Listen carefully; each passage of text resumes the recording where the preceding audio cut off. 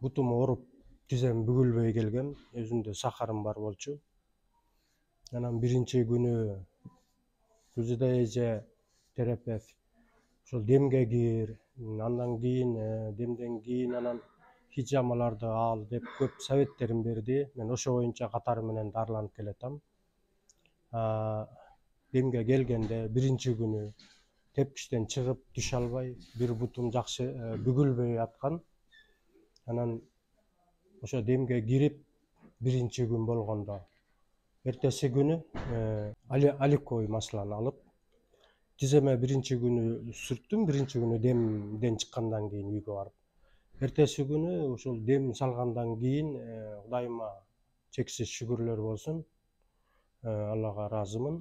Келип тепкичтен бутум кадимкидей бүгүлүп, демге мындай тепкичтен эл катары түз кирип демге отурдум да. Анан экинчи күнү демден чыкканда мен өзүмдү бөлөкчө адамдай сезип, аябай ушунчалык жеңилдедим. Мындай өзүмдө көйгөйлөр да бар болчу ичимде.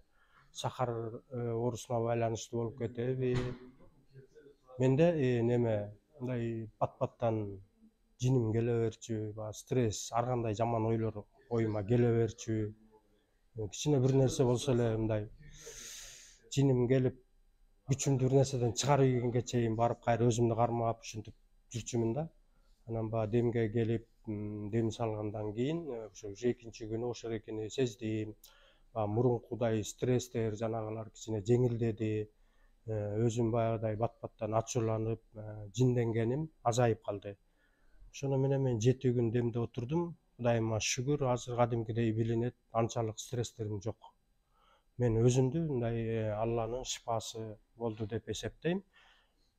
Бир топ ооруларыман дарыланып бүтө элекмин, бирок бир топ ооруларыман ушу Сенемет клиникасына келгенде жыйынтыгын көрүп атам.